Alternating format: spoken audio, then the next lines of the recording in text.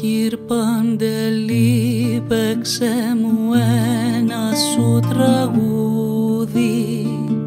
Κόψα απ' τον κήπο σου το πιο μορφό λουλούδι. Κι αν θέλεις δώσ' το στα παιδιά που σε κοιτάνε. Αγάπησέ τα κι ας τα πέτρες να πετάνε. Κυρ Παντελή, γράψ' τους δυο λόγια με την πένα.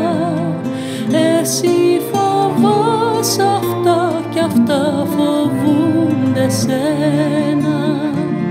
Πάνω στον τοίχο σου που έχει πια ραγίσει έχουν τον ήλιο και ένα δέντρο ζωγραφίσει.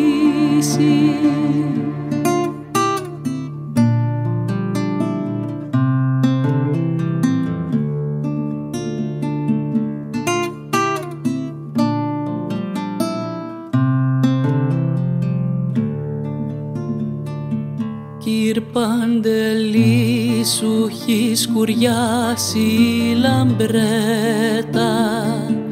Το ραδιόφωνο μασάει την κασέτα. Θυμάσαι ακόμη τη ζωή σου στα 16. Κυρ Παντελή, οι εποχές έχουν αλλάξει. Κυρ Παντελή, τον εαυτό μου θυμίζεις.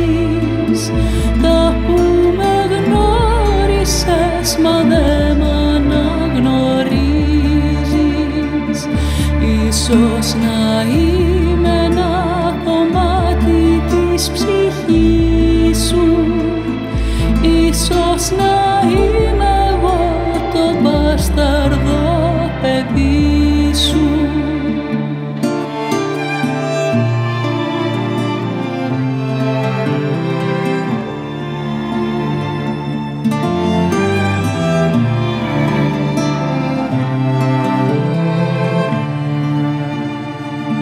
Μονάχα ο μόνος Παντελή νιώθει τον πόνο.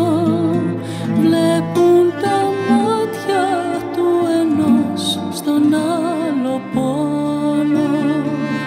Η νύχτα φεύγει Παντελή, η νύχτα πέφτει.